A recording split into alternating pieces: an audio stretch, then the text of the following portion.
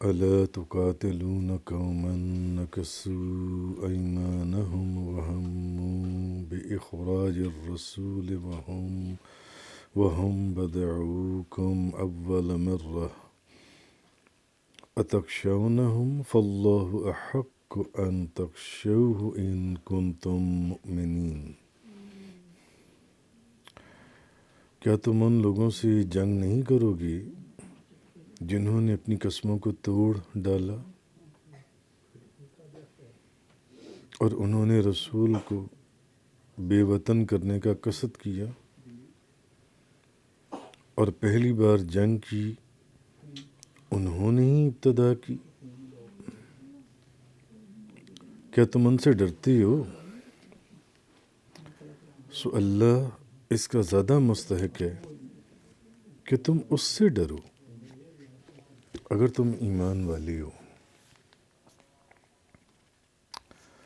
اب اصل میں کہا یہ جا رہا ہے کہ کیا تم ان لوگوں سے جنگ نہیں کرو گے جنہوں نے اپنی قسموں کو توڑا، جس کا ذکر پیچھے چل رہا تھا، جنہوں نے معاہدے کو توڑ دیا، اپنے عہد کی پاسداری نہیں کی، اور انہوں نے رسول کو بے وطن کرنے کا قصد کیا، اللہ کے رسول کو، اور پہلی بار جنگ کی ابتدا بھی انہوں نے ہی کی تھی۔ کیا تم ان سے ڈرتے ہو؟ سو اللہ اس کا زیادہ مستحق ہے کہ تم اس سے ڈرو اگر تم ایمان والے ہو۔ تو اب اصل میں کہا یہ جا رہا ہے، صاحب تفسیر مظہری نے لکھا، صاحب تفسیر مظہری نے، کہ یہ جو آیت ہے یہ یہود، منافقین اور کفار مدینہ کے بارے میں نازل ہوئی، یہ والی جو آیت ہے، کیونکہ حضور علیہ السلام غزوہ تبوک پر روانہ ہوئے تو اب انہوں نے، یہود نے، کفار نے اور منافقوں نے جو انڈر گراؤنڈ جو ان کی سرگرمیاں تھیں اس کے تحت جو انہوں نے ایک تو نافرمانی کی اور دوسرا انہوں نے ایگریمنٹ کو توڑا جو معاہدہ مسلمانوں کے اور ان کے اندر کیا گیا تھا۔ نہ صرف یہود نے توڑا،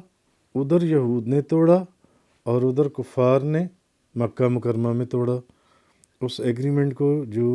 حدیبیہ کے مقام پر کیا گیا تھا، جس کی وجہ سے پھر طائف کا واقعہ اور پھر مکہ مکرمہ فتح ہوا، اور نبی کریم صلی اللہ علیہ وسلم نے بغیر کچھ اناؤنس کیے ان کے جو اس ایگریمنٹ کو جو تھا وہ توڑ دیا، جس کا قرآن نے حکم دیا کہ جب ایسی صورت ہو ان 4 صورتوں میں سے جن کا ذکر گزرا تھا پچھلی آیات میں سے، تو پھر ان کو بتانے کی بھی ضرورت نہیں ہے کہ اب آپ اپنے ایگریمنٹ کو توڑ لیں جو ان سے۔ تو اب تفسیر مظہری والے جو ہیں وہ یہ لکھتے ہیں کہ اصل میں یہ آیت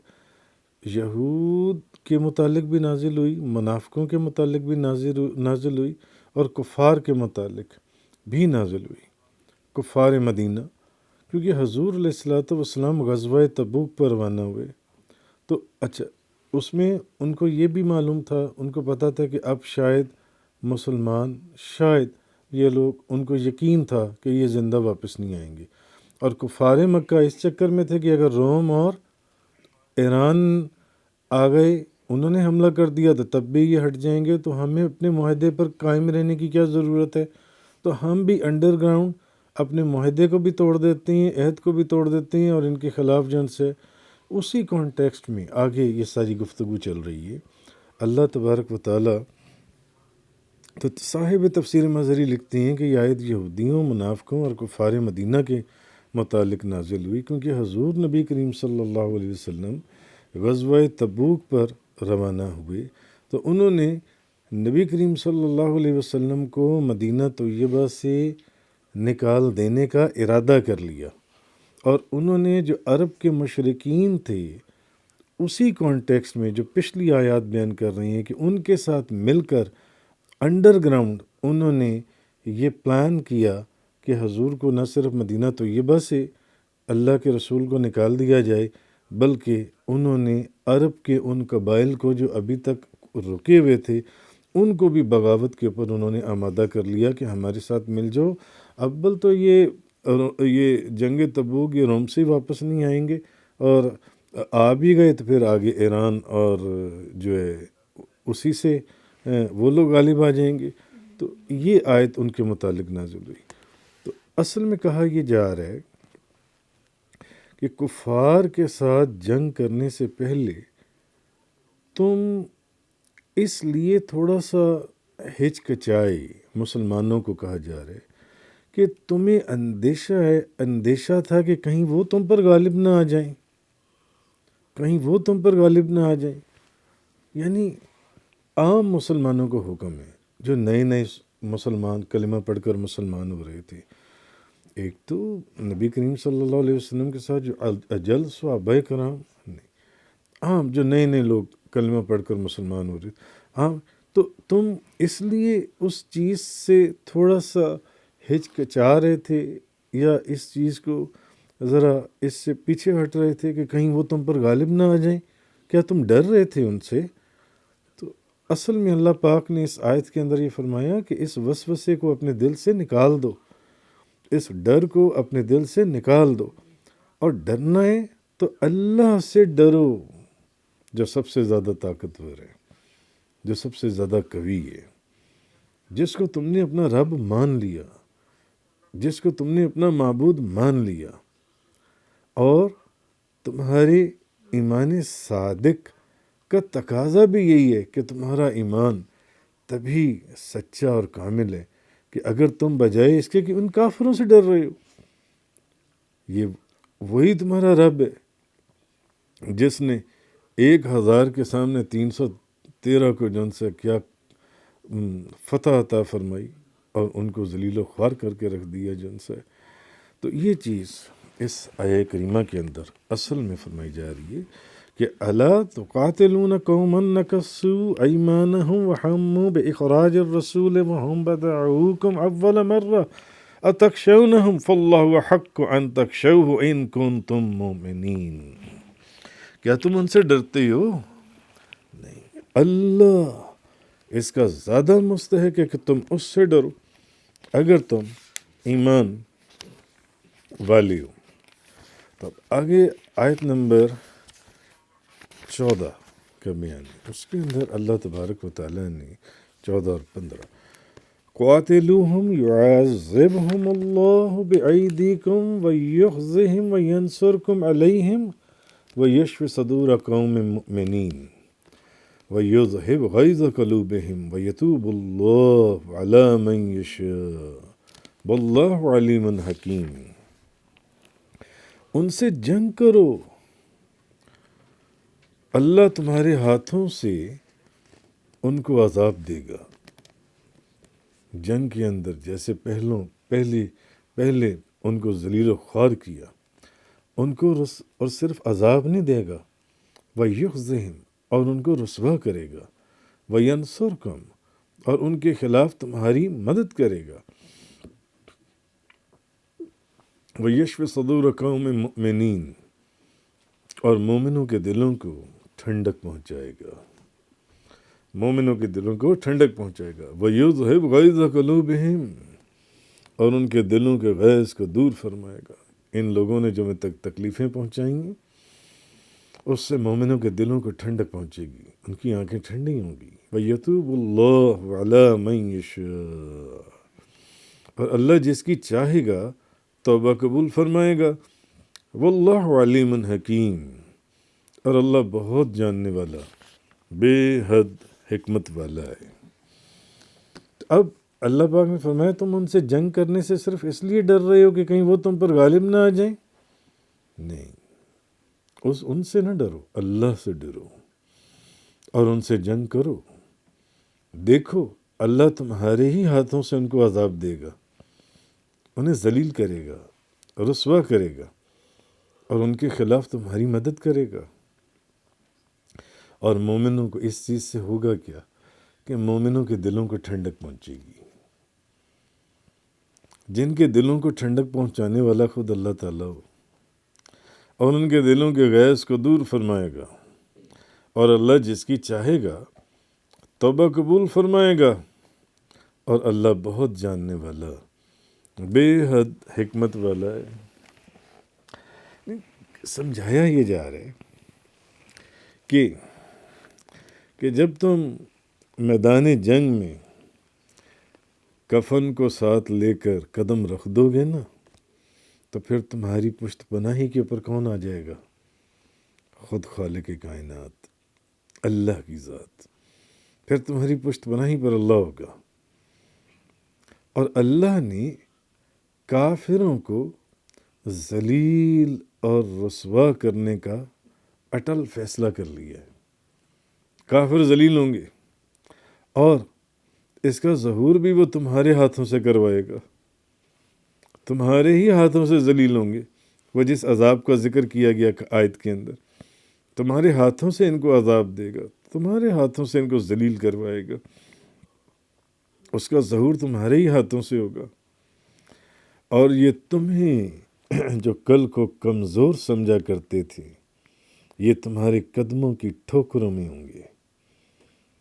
جو لوگ اللہ کے رسول اور صحابہ کرام کو کمزور سمجھتے تھے، ان قریب وہ تمہارے قدموں کی ٹھوکروں میں ہوں گے۔ دیکھو، اور پھر دنیا نے دیکھا، تاریخ نے دیکھا، تو کافروں کے ساتھ جنگ کا حکم دے کر اصل میں ان کو بتایا یہ جا رہا ہے کہ سال ہا سال سے تم ان کی تکلیفیں سہ رہے تھے، پریشانیوں پر پریشانیاں، مصیبتوں پر مصیبتیں، ہر قدم کے اوپر تمہارے راستے کے اندر روڑے اٹکاتے تھے، مگر اب ان کی ایذا رسانیوں سے جن سے تمہارے دل داغدار ہو چکے ہوئے تھے، اب ان سے نکلنے کا وقت ہے۔ اب وقت ہے کہ تم ان کے غرور اور ان کے گھمنڈ اور ان کی طاقت کو مٹی میں ملا دو گے۔ کیوں؟ اب اللہ کی پشت پناہی ہے تمہارے پیچھے، اب اللہ نے فیصلہ کر لیا ان کو ذلیل کرنے کا اور ان کو عذاب دینے کا۔ اور جب تم اسلام کی فتح اور کفر کی ذلت دیکھو گے تو پھر اتنے سالوں کی تکلیفوں کے بعد تمہارے دل باغ باغ ہو جائیں گے، تمہارے دلوں کو ٹھنڈک ہوگی، قرآن کی آیت ہے، اور تمہارے دلوں کا بوجھ ہلکا ہوگا۔ وہ جو تکلیف جس کی تھی،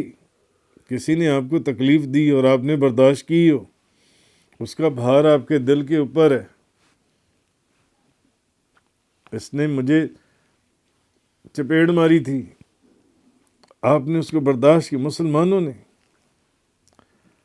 اب وقت ہے تم ان کی گردنیں کاٹ دو، جیسے کہ کل اور پرسوں کے بیان میں گزرا تھا پچھلی آیات کے اندر، کہ اب وقت آ گیا ہے۔ اب تو حرم کی بھی کنڈیشن نہیں رہی، اب اگر حرم میں پاؤ تو حرم میں قتل کر دو، حرم سے باہر پاؤ تو حرم کے باہر قتل کر دو ان کو۔ وقت گزر گیا، پیمانہ چھلک گیا، یہ ابھی تک بات سمجھتے نہیں ہیں۔ تو جب تم اسلام کی فتح اور کفر کی ذلت دیکھو گے تو تمہارے دل باغ باغ ہو جائیں گے، تمہارے دل کا بوجھ ہلکا ہوگا، اور انتقام کے جو شعلے تمہارے دلوں میں بھڑک رہے تھے وہ سرد پڑ جائیں گے، سرد پڑ جائیں گے۔ ہاں، لیکن ایک بات ہے کہ جو لوگ ابھی تک کافر ہیں، جو کلمہ پڑھ کر مسلمان نہیں ہوئے، ان میں سے بعض ایسے ہیں، اسی کانٹیکسٹ کی ایک آیت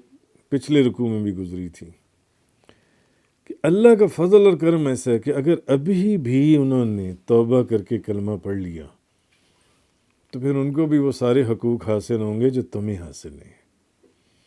پھر ان کو کوئی تانے نہ دینا، ان کو کوئی نقصان نہ پہنچانا۔ وہ ٹھیک ہے، حالت کفر میں انہوں نے جو کچھ بھی کیا،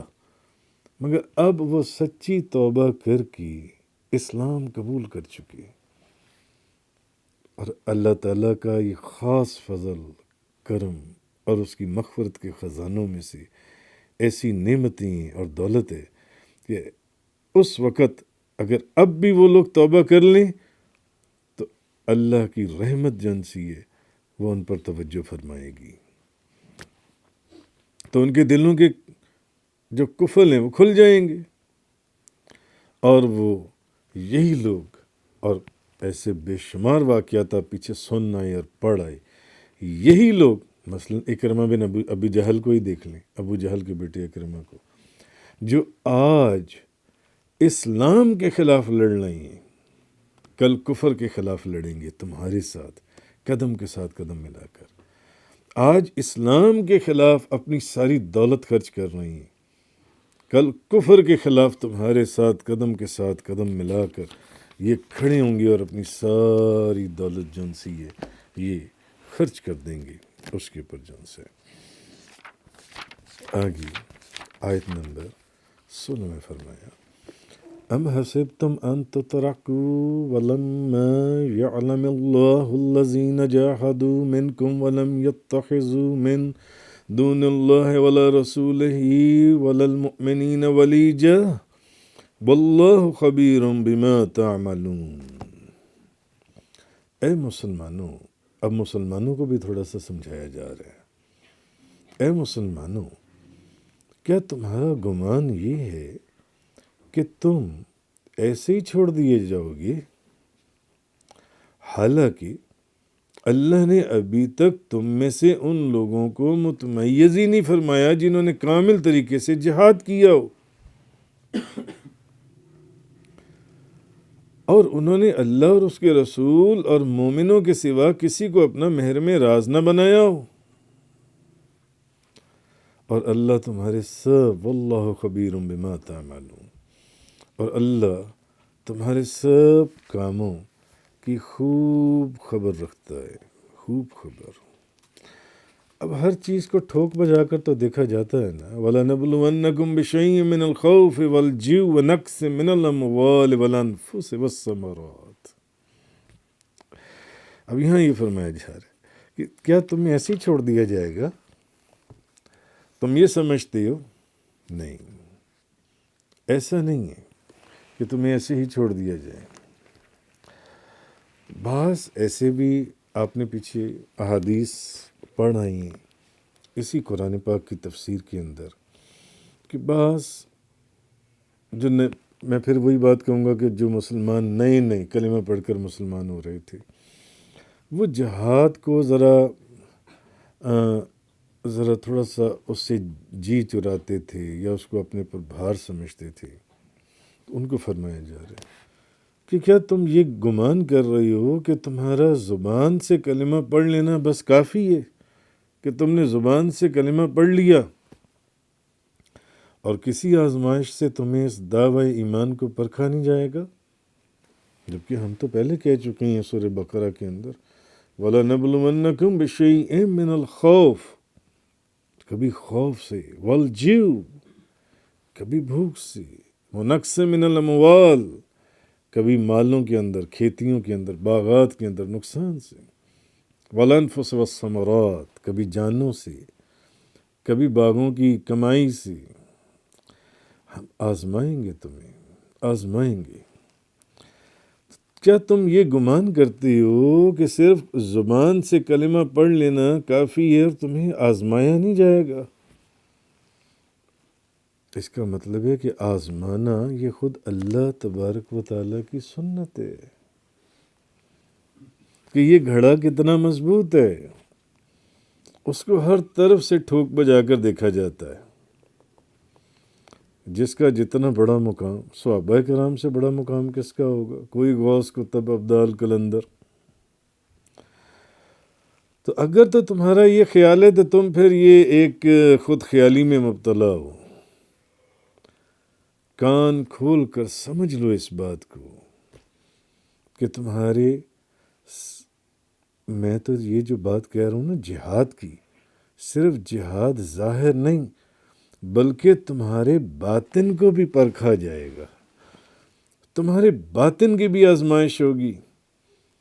کہ صرف اوپر سے ہی صوفی درویش یا ولی اللہ بن کر بیٹھے ہوئے ہو، مولوی یا عالم دین مفتی، یا اندر سے بھی عالم مولوی مفتی درویش صوفی فقیر ہو، یا صرف اوپر سے داڑھی رکھ کر ایک لوگوں کے اندر ڈھونگرے جا کر بیٹھ گئے ہو کہ میں بہت بڑا پیر صاحب، میں بہت بڑا عالم دین، میں بہت بڑا مفتی۔ ظاہر کو نہیں، ہم تمہارے باطن کو بھی چیک کر رہے ہیں، تم کر کیا رہی ہو، تمہارا باطن بھی اس قابل ہے جو تم دکھا رہے ہو، تم واقعی وہ ہو۔ اس لیے جب جہاد کا اعلان ہو جائے تو ہر چیز کو چھوڑ کر نکل جانا، اور نبی کریم صلی اللہ علیہ حاضر ہو جانا میدان جنگ کے اندر۔ اور احادیث میں آپ نے پڑھا ہے نبی پاک صلی اللہ علیہ وسلم کے ایسے ایسے صحابہ کرام، نوجوان صحابہ کرام، شادی کی پہلی رات اور کس حالت میں نبی پاک صلی اللہ علیہ وسلم کی آواز کا آنا اور ان کا جہاد کے اندر اسی حالت میں ویسے ہی پہنچ جانا اور شہید ہو جانا، اور پھر ملائکہ کا ان کو غسل دینا، یہ مرتبہ اور مقام حاصل ہونا۔ تو اسلام کے لیے جب تم میرے محبوب کی غلامی میں داخل ہو گئے تو پھر تمہیں پرانے تعلقات اور رشتہ داریوں کو چھوڑ دینا ہوگا۔ اور دیکھیں صحابہ کرام نے اپنی آنکھوں کے سامنے حضرت حذیفہ کے والد، ان کے چچا اور ان کے بھائی، 3 بندے قتل کر دیے گئے، مگر اس کے باوجود وہ نبی پاک صلی اللہ علیہ وسلم کے ساتھ قدم ملا کر جنگ کے اندر لڑتے رہے۔ ایک شخص جس کے بھائی کو اس کی آنکھوں کے سامنے قتل کر دیا جائے، ایک شخص جس کے والد کو اس کی آنکھوں کے سامنے قتل کر دیا جائے، ایک شخص جس کے باپ کو اس کی آنکھوں کے سامنے قتل کر دیا جائے، بھائی کو، چچا کو اس کی آنکھوں کے سامنے قتل کر دیا جائے، کیا ٹانگوں میں طاقت رہتی ہے؟ ہوش رہتا ہے؟ باقی عقل کام کرتی ہے؟ یہاں تو اتنی سی خبر ملے کہ میرے باپ کو ایک سوئی چبھ گئی ہے تو بندہ سارا کچھ دوڑ کے ادھر بھاگ جاتا ہے، سب کچھ چھوڑ کے ہی چلا جاتا ہے۔ مگر وہ کون لوگ تھے جن کے اور حدیث سے میں ثابت کر سکتا ہوں آج بھی ایسے لوگ موجود ہیں۔ ہو سکتا ہے کوئی مولوی یا مفتی میرے اوپر فتویٰ دے دے کہ یہ کیسے ہو سکتا ہے، حدیث سے ثابت کر سکتا، آج بھی ایسے لوگ ہیں۔ ان کے سامنے ان کے والد کو، ان کے بھائی کو اور ان کے چچا کو قتل کر دیا گیا، مگر پھر بھی وہ کس سائٹ پر رہے؟ نبی کریم صلی اللہ علیہ وسلم کی سائٹ پر۔ جانا تو درکنار، سوچنا بھی نہیں، بس۔ تو اسلام کے لیے اور نبی کریم صلی اللہ علیہ وسلم جن کی غلامی کا پٹا اب اپنے گلے میں ڈال لیے، اب اپنے جو سابقہ تعلقات ہیں یا دوستیاں ہیں ان کو قربان کرنا پڑے گا، ان رشتہ داریوں کو، ان دوستیوں کو، ان تعلقات کو قربان کرنے کا وقت ہے۔ اب اللہ کے رسول سے اپنی محبت کو سچا ثابت کرنے کے لیے کہ تم واقعی اپنی جگہ پر اللہ کے رسول کے لیے اور ان کے دین کے لیے ہر چیز قربان کرنے کے لیے تیار ہو، تو اللہ تعالیٰ اور اس کے رسول اور اہل اسلام کے ساتھ اپنے دل کی وہ دنیا آباد کرنی ہوگی جس کی مثال تاریخ عالم میں نہیں ملتی، اور یہ سب کچھ صحابہ کرام نے کر کے دکھایا۔ تو اصل چیز اس آیہ کریمہ کے اندر تو یہ فرمائی گئی کہ کیا تم یہ گمان کرتے ہو کہ تم ایسے ہی چھوڑ دیے جاؤ گے؟ تمہیں آزمایا نہیں جائے گا؟ جنہوں نے ابھی تک کامل طریقے سے جہاد کیا، انہوں نے اللہ اور اس کے رسول اور مومنوں کے سوا کسی کو اپنا مہر میں راز نہ بنایا ہو۔ واللہ خبیر بما تعملون، اللہ تمہارے سب کاموں کی خوب خبر رکھتا ہے۔ اس لیے صرف ظاہر کو صحیح کرنے کی ضرورت نہیں ہے، باطن کو بھی صحیح کرنے کی ضرورت ہے کہ تمہارے اندر کی کیفیت کا کیا حال ہے۔ تفسیر قرآن کا یہ لیکچر انگلش میں سننے کے لیے براہ کرم ڈسکرپشن میں موجود لنک پر کلک کریں۔